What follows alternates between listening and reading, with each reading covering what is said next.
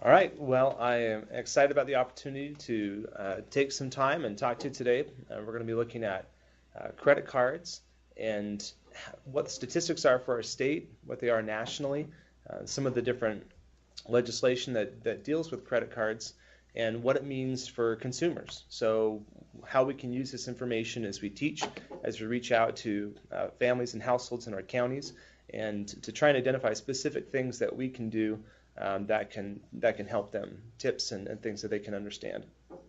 So we're going to dive in and take a look first at the numbers. So let's look at some of those national and state statistics that we have.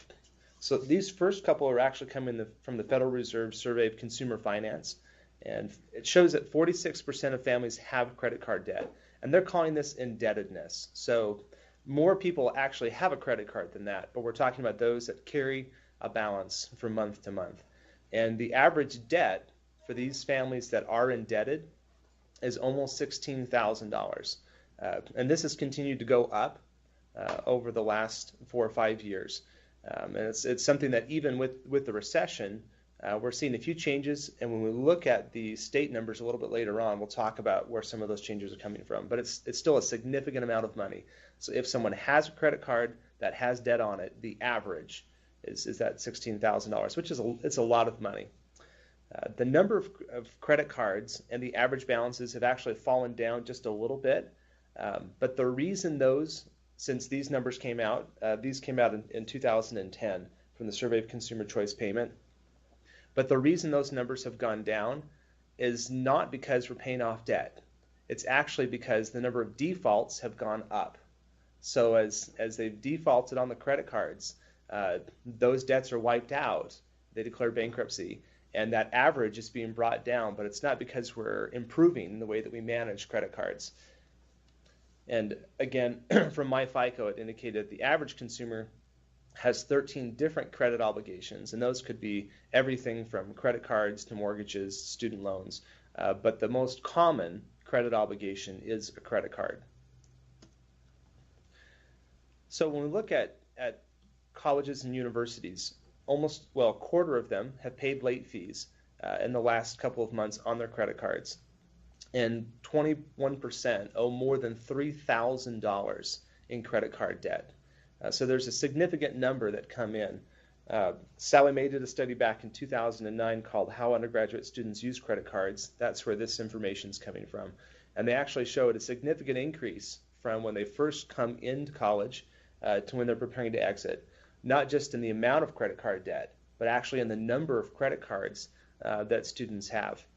So it's something that as people get ready to transition out of high school and into college, we have an opportunity there to talk to those maybe in some of our 4-H groups, as well as our local community, and if we have colleges and universities, to reach out to those, especially when they start their college career, if you will, and help them understand how the credit card works and what it can do for them and against them.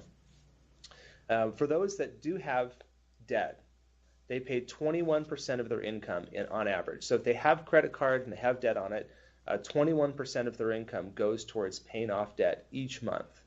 And when we compare that to the average overall for families, it's only 13%. So having a credit card significantly increases the amount of debt on average that families carry and how much of their monthly income they're losing each month towards trying to pay these off. And one last really scary number, we've got 15% of credit card users have balances above $10,000, which that's just a lot of money at very high interest rates. We'll take a peek at some of the average interest rates later on, and when we think about those numbers, that's a lot of money that's being pulled away from these families, many of which cannot really afford to pay that each month. And that's coming from myfico.com. Okay, so when we think about the credit cards that we have, what we don't realize is often we're not even entirely aware of the terms on the card. 35% of people indicated that on the card they use the most, they couldn't even tell you what the interest rate was. This is from the Investor Education Foundation. They did a study called the Financial Capability of the United States. Welcome, Box Elder. Thanks for joining there. Okay. And Fox Elder County Extension. And if you, All right. so it's important to take a look at that and just understand that people don't necessarily know, even after they have the card, what the rates are. When we surveyed the cards themselves, the Pew Safe Credit Cards Project down in 2009 looked at the terms of actual cards and found that 93% of them, in their terms, could change the rates at any time. That's what the terms of the credit card were. And so not just because someone fell behind on the payment, but they could make the change if they needed to or wanted to. When we look at those average interest rates that I talked about before, we have two different averages that we're looking at. The first is just the average rate on all cards, and that's 12.83%. So when people have a card on average, that's the interest rate we're paying, which when you consider what interest rates are now on a lot of other things, on our cars, on our homes, and this 3 to 5% range, that's a significant amount of money. But if they've missed payments, on these credit cards that have missed payments, the average interest rate was 27.88%. So you can imagine how hard this would be for some families, especially those that are carrying those really high levels of debt. If they have $10,000 on a credit card and they miss a payment and their interest rate comes up to 27, 28%, that's going to be very difficult for them moving forwards to make that payment on time.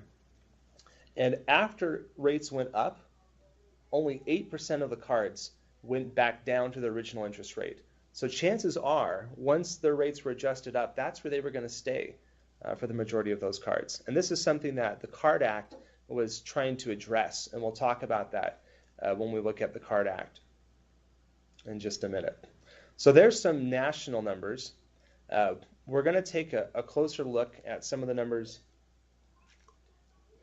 from two specific studies, from the Financial Capability Study and the Federal Reserve Bank of New York's Consumer Credit Panel. And the Consumer Credit Panel is great because it has some information that's specific to Utah, which I think is really helpful, broken down by county. So looking at the FINRA data, this is looking at the number of cards that families have. And you can see about 17% in Utah have one credit card, 35% have 2 to 3, and 21% have 4 to 8. There are some groups that have 9 to 12, that's 3% of our credit card users, and 1% of credit card users have 13 to 20 credit cards, which is a really scary number. That's a lot of credit cards, so we're glad to see that's a little bit lower. When we compare that to these other two columns, the middle column is the United States as a whole. So you can see, you can see that the Utah has a little bit higher number of people that have one credit card and more people that have 2 to 3 credit cards as well than the United States in general. And that far right section is the mountain region. So that's Colorado and Idaho, Wyoming, Utah. It's this Rocky Mountain section just in comparison. So that's just an overview of the number of cards we're carrying. This is looking at how people make payments on those cards. So according to this database, 41% said they always pay the bill in full. Well, the opposite of that means that 59% of them aren't making their payment in full, and they're carrying over a balance from month to month. And that's part of what we see on that next one, that they carried balance and paid interest. And Utah's a little bit higher, not much, but a little bit higher there than the U.S. average at 58%. 42% of those are only making the minimum payment. So we have 58% that are paying, they're carrying a balance and making payments, and 42% that are only paying the minimum payment. So we only have 16% of people who are making more than the minimum payment on those that are carrying a balance. And it's just something to think about in the total number of families that we're dealing with here. More than a quarter of them were charged a late fee. And this is interesting because in the study that Sally Mae did, they showed that among college students, they had paid those late fees. 25% had. But when we look at this general population, 26% are also paid a late fee in the last 12 months. So we're not really seeing a considerable difference between the younger groups and the nation as a whole. 17% were charged over limit fees, 10% for cash advances, And this last one is interesting. Only 35% of them shopped around before getting a card. So I want you to think about that for just a second. That means we have 65% of the people who got a credit card did not shop around. They took the first card that they were offered. And in many cases, those cards would have been ones that you were pre-qualified for. So we don't even know if they were a good fit for that particular household or family because they didn't take the time to try and understand what options were available to them. They didn't apply for multiple credit cards.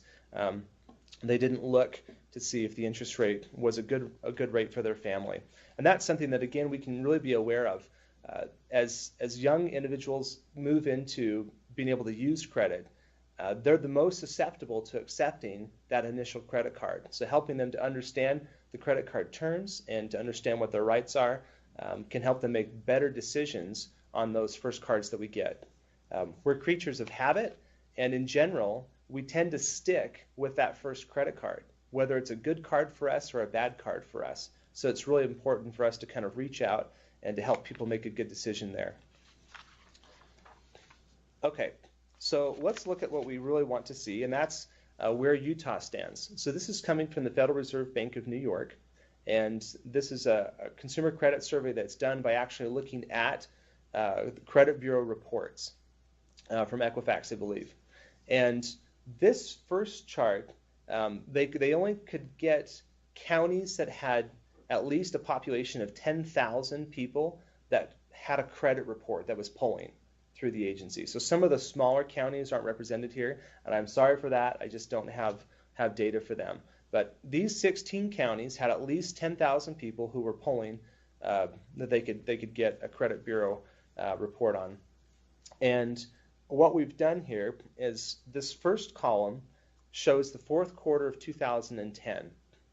And the second column shows that number as a percent of the state average. So it's comparing where this county's at with the state average. And then the last column there is looking at the 10-year average for that particular area. So let's take a look at the number one county on there, and that's Summit County. Has $5,888. So this means it's per individual. So for every person that pulled a credit bureau in Summit County, on average, they owed $5,880 in credit card debt. So if you've got a married couple in a household, we would double that because it's per person who pulls a credit report.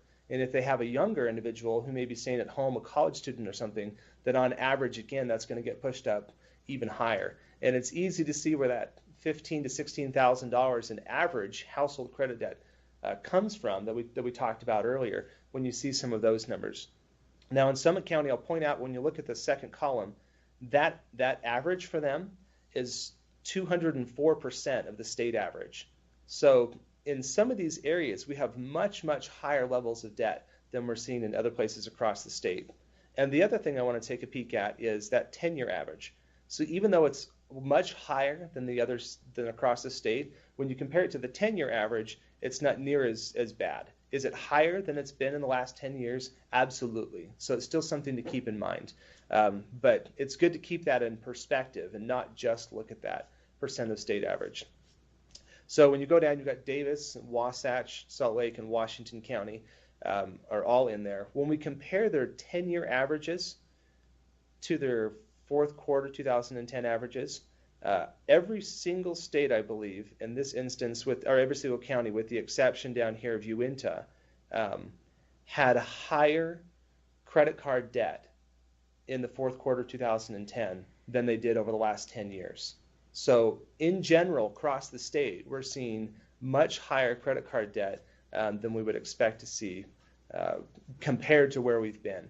And as I pointed out at the beginning, this has actually come down a little bit from where it was at because of this next chart. And the next one is looking at credit card default rates. So this is the number of credit cards, well, this is a percent of credit cards that are in default, meaning they've missed payments and they're behind on the credit card. So for the entire state, we have 11.42%. And when you compare that to the 10-year average for the state of 6.84%, those are significant numbers. That's a lot higher level of default that we're seeing. And remember, we explained that even though in some places credit card debt has come down a little bit, this is the reason the credit card debt has come down. It's not because people are paying off the debt. It's because the debts are going into default.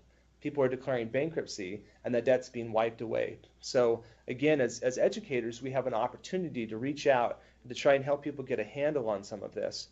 Washington County had the highest default rate at 21.33%. So more than 1 in 5 credit cards that were there were in default. They had missed payments or were behind on payments on an ongoing basis. And when we compare that to their 10-year average of 8.89%, we can see there's a real significant need in some of those counties. I mean, that's almost 3 times, almost 300% their 10-year average. And it's not as significant in some other areas. Duchesne, you can see down at the bottom, was one of the few that actually has a lower default rate right now than their 10-year average represents. And part of that's just because of their boom and bust economy as well. And they're going through some good times right now, which makes it easier for people to have a little bit of money. It's tough for housing, but it's a little bit easier for them on credit card debt. But for those in your county, I'd encourage you to take a look at these two numbers. Take a look at that average credit card debt. Take a look at the credit card default rate for your county, and reach out. You know, if there's a need there, reach out to your county, reach out to schools, to civic organizations, and find ways to help educate your population, help educate your households and your clients about the importance of paying down some of these debts and eliminating them. Any questions on the Utah data that we're seeing here on those last 2 slides, the default rates and the total debt? Okay. So now that we've kind of looked at where we're at, and we can see that for Utah, in general, there definitely is a need. We're seeing higher interest rates, or not interest rates, we're seeing higher overall credit levels and debt levels for credit cards, and we're definitely seeing elevated default rates. And so part of what we want to address is if we understand the credit card legislation that protects us, and we understand how it can help or hurt our credit score, then it can make it easier for people to make better decisions as they shop around for credit cards, as they decide what it is they're going to pay down, whether they're paying down their car or their credit card. And that's part of what we're trying to do. So it can be a little bit boring sometimes to talk about legislation, right? It's not inherently exciting. So if you have questions, please throw it out, and we'll try and highlight those things that are going to be most helpful to you. So in general, we can summarize the legislation that applies to credit cards under 2 broad kind of areas. This top one here is the Truth in Lending Act. So Truth in Lending covered a lot of things, not just credit cards, but over the years we've enacted additional acts that modify or are added to this Truth in Lending. And that includes the Fair Credit Billing Act, Fair Credit and Charge Card Disclosures Act, and the most recent one, the Credit Card Act of 2009, affects portions of the Truth in Lending Act. The second kind of real broad envelope is this Consumer Credit Protection Act. And under that one, we have fair credit reporting, equal credit opportunity, and fair debt collection practices. So as we kind of go through and talk about some of these different areas, if it seems confusing, I know there's a lot of information there. I actually have a spreadsheet that I've been working out that I'll send out to the FCS list, so you'll have access to that as well to try and help clarify some of those. So we're going to dive in and start by looking at this Truth in Lending Act. So sometimes it'll be called Regulation Z, and that's just a term that's used. Regulation Z was how they actually put it into place. So they passed the legislation, and then Regulation Z is what forced it to come into place. And the key with Truth in Lending is it's a standardization of information that's disclosed on credit. So what we're talking about there is the purpose of the law broadly was to make sure that when we're shopping for credit cards or any kind of loan, that lenders use the same terms. They were using different terminology to explain interest rates, to look at payment periods, to the way they calculated interest, and this law made them standardize those. So they had to use the same language from person to person, and that made it much easier for someone to go shopping for a loan because they could actually compare them and know what they're looking at. Without it, it was virtually impossible. So that terminology, all lenders must use the same terms when discussing loans, interests, fees, and payment periods.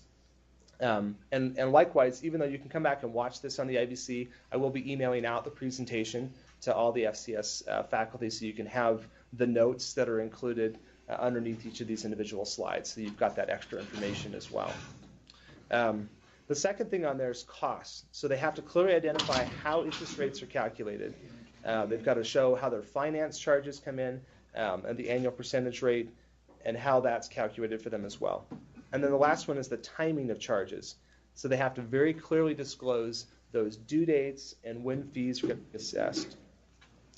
The last note here is this prohibits unsolicited credit card issuance. So prior to the Truth in Lending Act, believe it or not, they could actually send you a credit card that was active and ready to use without your permission. So it's not just an unsolicited credit card, it was one that was just ready to go.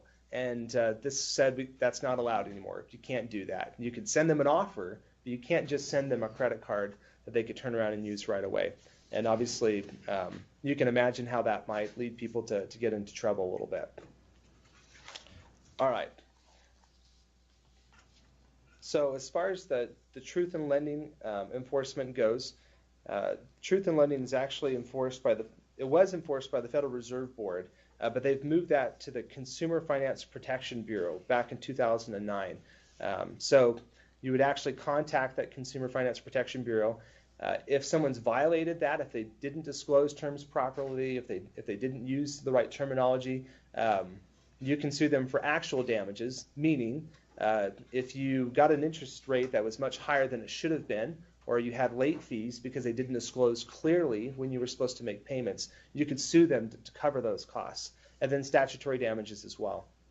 Up to $2,000 on car loan, home equity lines, $4,000 on mortgages, and up to $5,000 in statutory damages on credit cards and unsecured lines of credit. So it's not because we want everyone to go out and start suing credit companies. It's just important that they abide by those regulations. And if someone's been placed in a compromised position because they didn't have something disclosed to them properly, it's important to know kind of what their options are to work with that.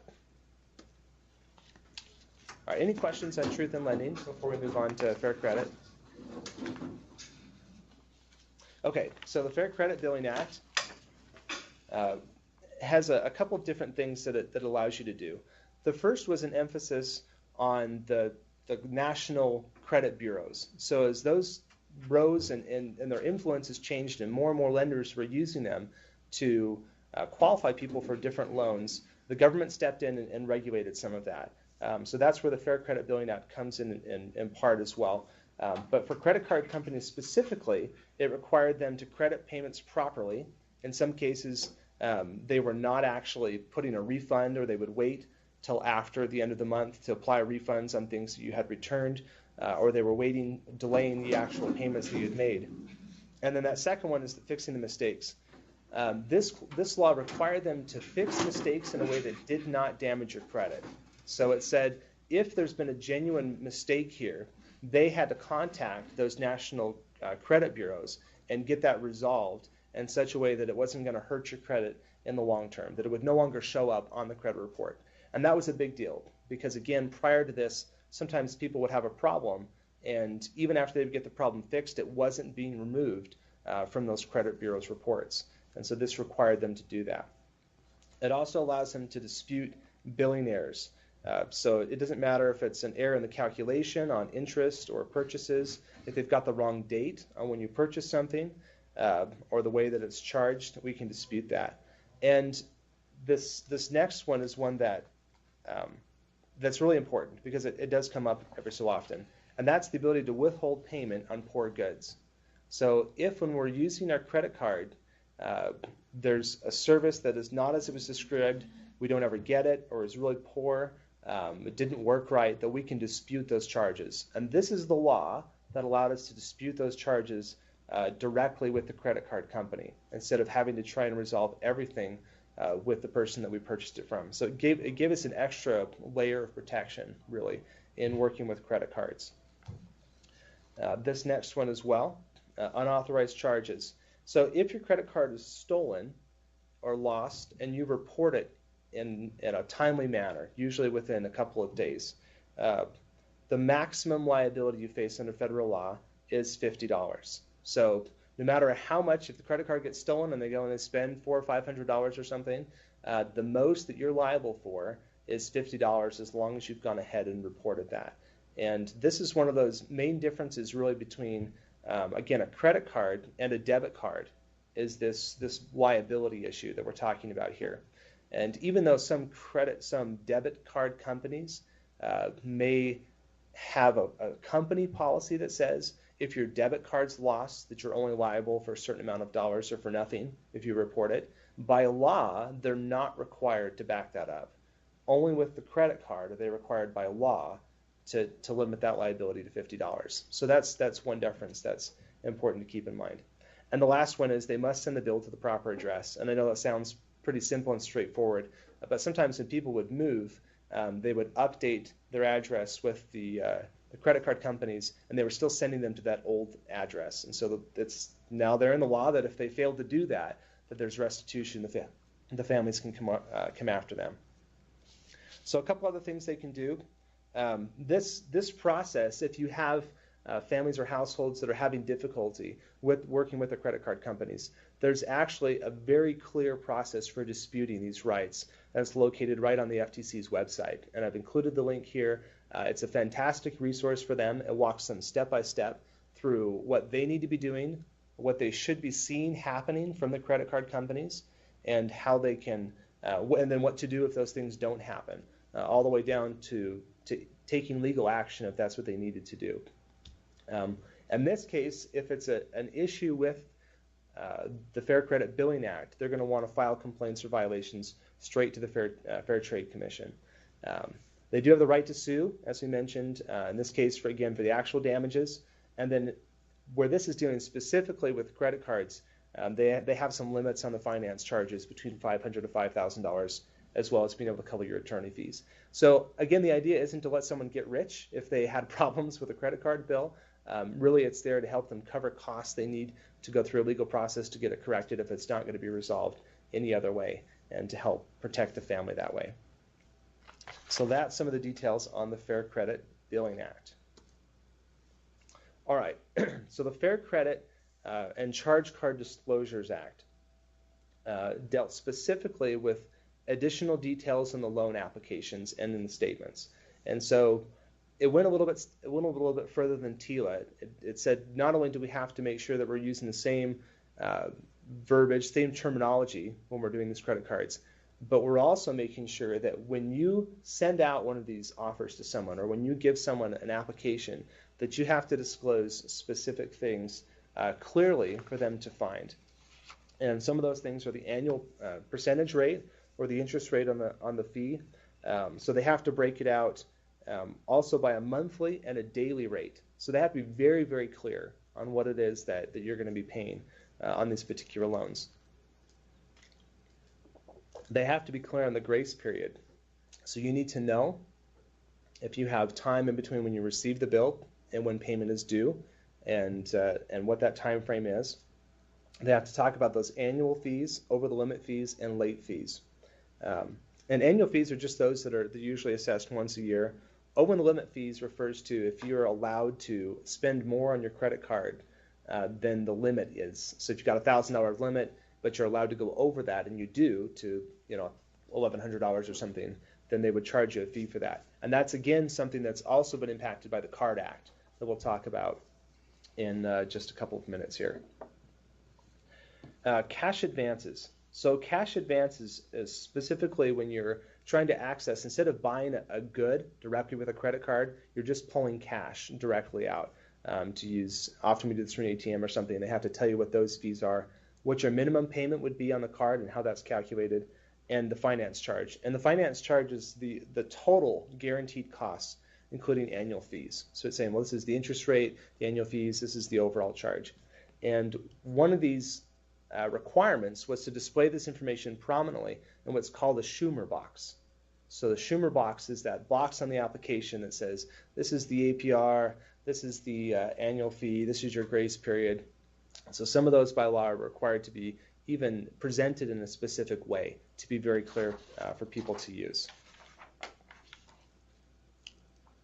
Okay, so the most recent of these, and the one that we're probably the most familiar with, is the Credit Card Act.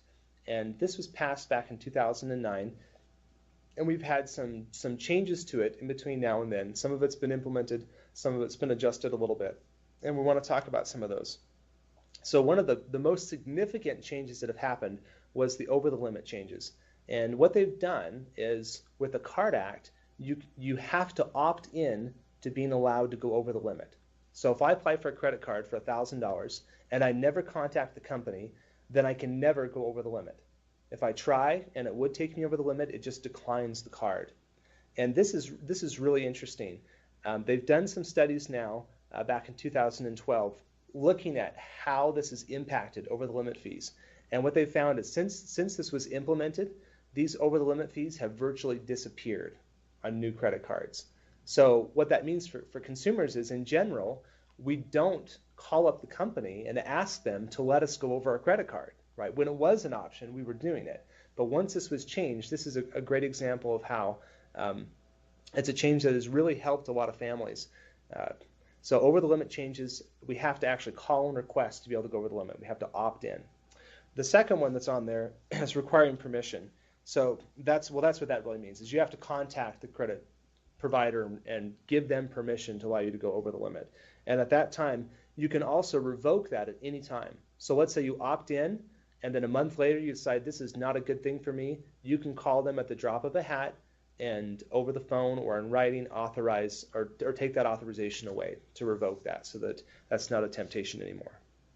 All right, consumers under 21.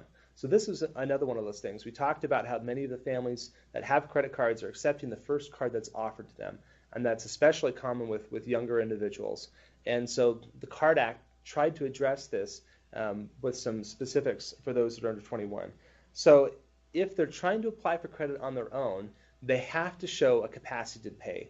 They have to show they have a job, that compared to the other levels of debt they have, like if they have a car or any other obligations, that they can afford to make payments on the credit card if it were maxed out. That's what we're talking about. And so this is a big step, because often those pre-qualified cards before didn't really assess whether or not someone could afford the card. And now they're saying, well, if you're under 21, this is a requirement. The other option is you can have a cosigner. Right. If you do have a cosigner, and if they don't have the capacity to make those payments, they can get a cosigner, just like anyone else can in applying for credit, to be able to get a card still. But if they do that, then in order to increase their credit maximum, if they want to go from 1,000 up to 1,500 or something, they have to have the cosigner's permission, and that's not something they had to do previously. And so they're really trying to limit these a little bit and make it easier for us. This next one is the stay-at-home or the partner clause. And this is actually a change that took place very recently. And in fact, it took place just in this last year. And they actually have till 2013 to comply. But what's happening here is sometimes a spouse who doesn't work was being turned down for credit. And what this requirement does is it allows their husband or wife's income to be considered in that credit card application. So they're no longer being considered separately when they apply. And this is important for a few different reasons.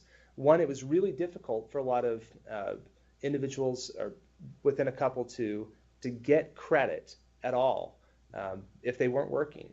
And the problem there is if something happens to their spouse, if there's a divorce, if there's a death in the family, if there's an injury that limits the spouse's capability to work, then the other partner here didn't have access to credit cards, didn't have a credit score that had been built up because they just didn't have that same access to credit. And where credit cards are so important to our credit scores, this is a good step in the right direction in trying to increase that access to those individuals. So they still have to be age 21 or older. They have to share the income with the individual, and they have to be applying for a new card, or they could apply for an increase on a card they already have. And there's some additional information that comes with the presentation that you'll have as far as if families want to take a look at that and what they need to do there. So the CARD Act is having some immediate impacts on the way that we use credit cards. All right, so let's take a look at some of these others. So we have rate increases. The CARD Act, I do want to clarify that most of the provisions within the Truth in Lending Act do not apply to business loans. So if you have a business credit card, that is not covered by these different requirements, okay, these regulations. This is just for personal household credit cards that you have to use. So the rate increases, the changes, they're now required to notify you 45 days in advance. So it used to be, remember when we talked about the credit card statistics, we saw that 93% of the cards said in the actual details of the contract that they could change the interest rate at any time. Well, they can still do that, but under the CARD Act, when they change that interest rate, it cannot take effect immediately. They've got to tell you the interest rate is changing, and you have 45 days between when they notify you and when that interest rate change takes place. There are a couple of exceptions to that. So if it specifically says that your interest rate is tied to an index, a credit index like the LIBOR or something, then it just changes all the time on its own anyway. And you would know, or you should know if you have that type of a credit card, because your interest rate would adjust every month based on where that particular index is at. It also doesn't apply if you're late. So if you're missing payments on your credit card, then they can go ahead and raise the interest rates on you and increase those charges. Okay, so that's the first part, is they have to notify you. The second thing is they have to tell you why the interest rate is being increased. They have to give you some kind of reasoning behind it. It could be that you've missed a payment with them. It could be that you have maxed out the card, so there's increased risk to them. And what they were after with this is it used to be that if you missed a payment on something else, let's say you missed a payment on your house or a totally different loan like your car or a different credit card, there was something we called universal default. And what that meant was you'd miss a payment over here and all of your other creditors would raise your interest rates, and that's no longer allowed. They cannot raise your interest rate just because you missed a payment somewhere else. It has to be a reason that is related to your particular account with this company. Okay, so they're going to give you a reason on why they did that. And this last one is also important.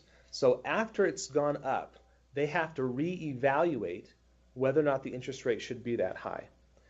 So it has to be reevaluated every 6 months.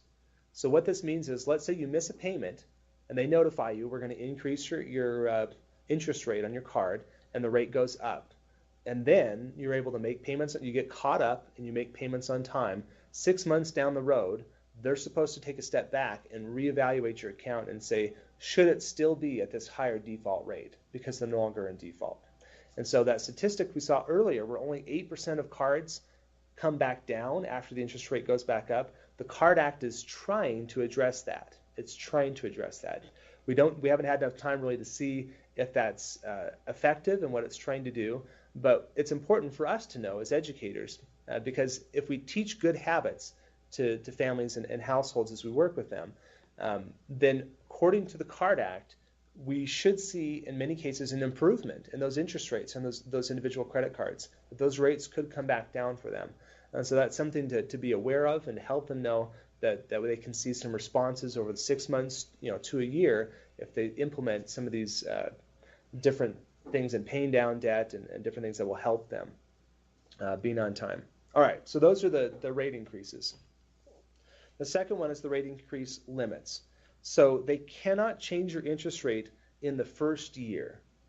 So once you get a credit card, it is that interest rate, unless, like we said earlier, it's tied to an index, like the LIBOR or something, unless it's an introductory rate. So if it's 0% for the first 6 months or something, then clearly it can adjust up after that 6 months. Or if you're more than 60 days late.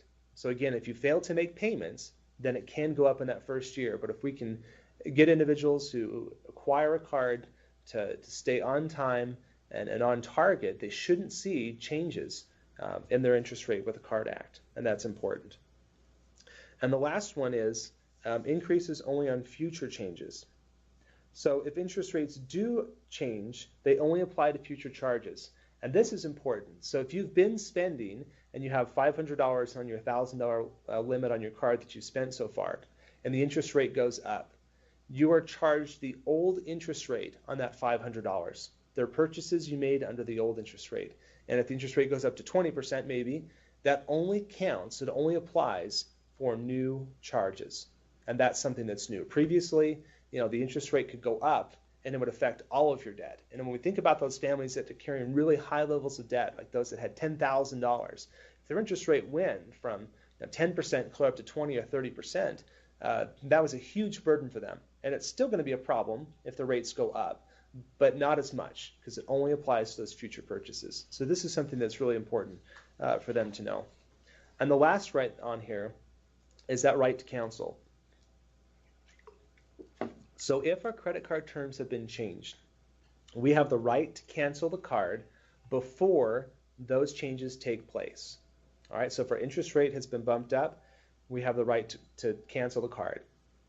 The issuer will then close the account and they can set different terms to increase the repayment. So if your minimum payment was $35 or $50, that doesn't mean that you're going to get to pay $50 for the next 20 years until your credit card is paid off. If you opt to close the account, then they will change that payment to have that card paid off usually within 3 to 5 years. Okay, so just be aware that if you've got a very high credit level of $10,000 or something, and they adjust it and you cancel, they're going to be adjusting what those payments are to pay that debt off in a shorter time frame than it would have otherwise. Okay, so some additional changes with the Card Act. They also made some changes to fees, and this was important as well. They changed it to where your annual fees cannot exceed 25% of your initial credit limit. So if your initial credit limit was $1,000, your annual fees couldn't exceed $250. And I know that sounds like a lot of money, but clearly this was a problem previous to this. And so they're specifically targeting cards with high fees. And when we ask ourselves, well, who would be charged that high of a fee? And the answer is usually consumers that are struggling credit-wise. So those that have poor credit scores, lower incomes, and are considered a higher risk, had these large annual fees that were being assessed. So this is trying to change that. They did amend this just back in March of 2013, just earlier this year, so that it does not apply to application fees. It used to be the application fee was added into that, but they have changed that. And so that's another good thing to be aware of, whereas on the website for the government, it doesn't show that change under their summary of the Card Act. You have to look separately under their press disclosures to find some of those adjustments. Okay, they also capped penalty fees. So prior to this, penalty fees were set by the credit card issuer. And this, again, could be a challenge for different families as they worked with their credit card providers. Those fees, not only did they set what the fee was, but those fees could often be adjusted in some cases. And now the late fee cannot exceed $25 or your minimum payment, whichever of those two is higher. So if your minimum payment is $50 or $60, then it can't exceed that. It does not apply, like a lot of the other things we talked about, if you've been late over the last 6 months. So again, if you're not paying things on time, you open yourself up to having some additional costs to your family because they can make those adjustments. And the last one, or the last couple there, they can't charge you inactivity fees. So if you're not using the card, you can't get punished for that. And that one limit fee. And this was important. What the one fee limit is, previously, if you let's say you went over on your maximum balance on your card, so you would be charged an over the limit fee and then possibly charged a late fee in the same month. And they're saying, well, you're limited to one fee, whichever one is highest is what the credit provider is going to charge you, related to any one transaction. So any one transaction is limited to just one fee. Okay, so we'll look at the changes from the Card Act related to billing cycles. Again, they're trying to deal with some challenges they've had with different people and how that's occurring. So at this point, the bills now have to be delivered 21 days before the due date. And prior to this, sometimes you might get a bill only 3 or 4 days before it was due, and consumers didn't have enough time to make those payments. They made adjustments to, as you make payments, that all those are going towards the highest interest rate first. And they've also changed what's called two-cycle billing.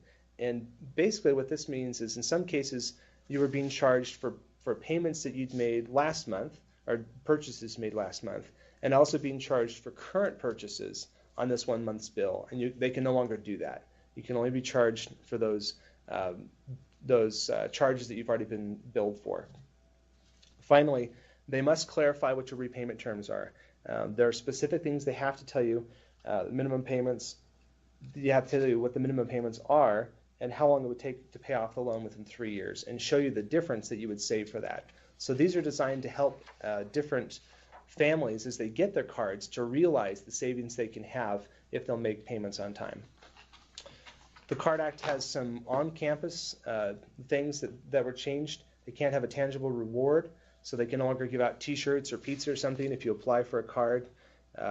They did recommend, but it's not required, that new students receive credit card education, and then the campuses have to publicly disclose if they have a relationship with a credit card provider. So if they're getting some kind of a kickback from a major credit card provider by allowing them to market directly to their students or to their alumni.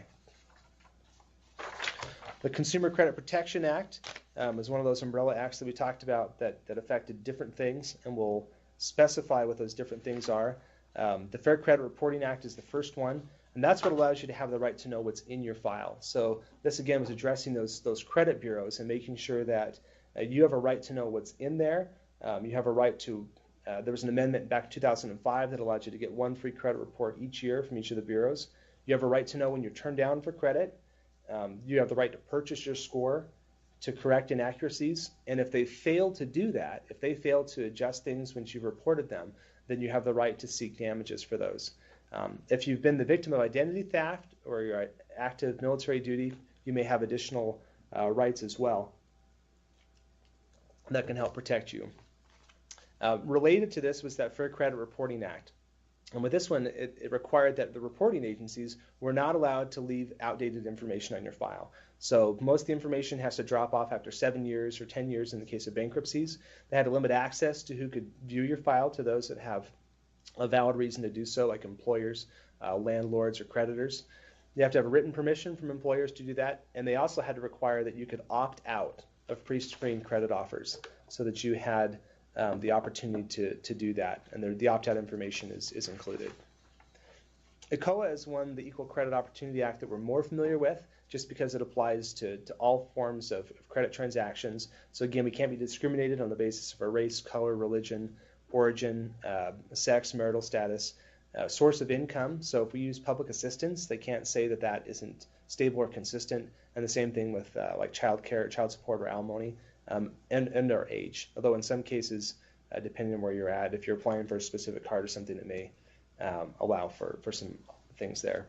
Under the Equal Credit Opportunity Act, again, it allowed you to get credit with your legal name without a cosigner if you qualified, and to make sure that applications were either accepted or rejected within 30 days, so they wouldn't drag it out just a little bit. Yeah. It's important for you to also know why the account was closed, if it was closed. So we're going to wrap up here pretty quick. The last one that we're going to talk about is the Fair Debt Collections Practices Act. And this is the one that deals with what happens if you have credit cards and they've gone into collections. And so it restricts abusive activities on behalf of a debt collection agency. They can only contact you at work if you give them permission to do so. If they contact you and tell them not to do that, they can again. They can only contact you during certain times, like 8 a.m. to 9 p.m. They're limited. They can't harass you, make false statements, threats. And to know that you have the right to request no further contact, to request that they show proof that the debt is valid, and to sue them for damages if it's needed. So we're just about out of time here, and so I just want to touch just briefly on some of those positive impacts of credit scoring.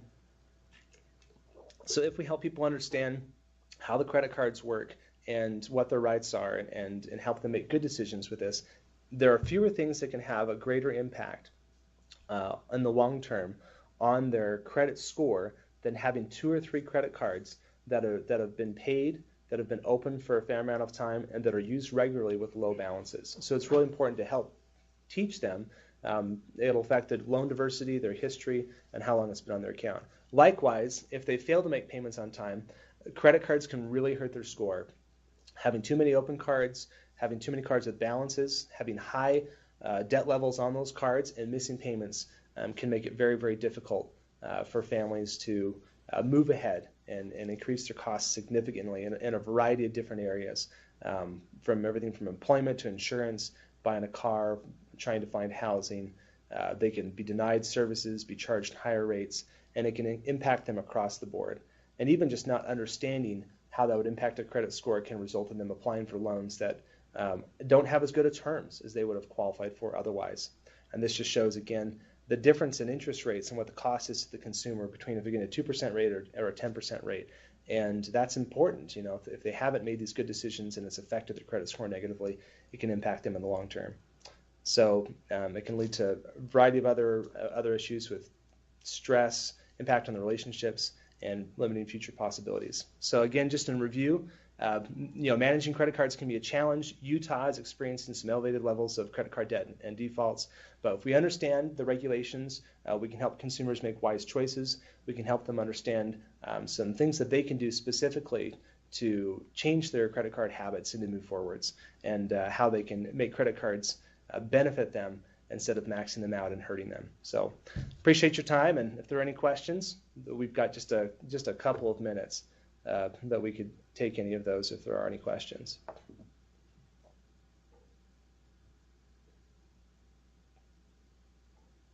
Okay, well, I appreciate it, and you're welcome to contact me directly. I will send out the spreadsheet with the different legislation and the requirements, as well as the presentation on the FCS listserv as well. And appreciate it. Have a great day.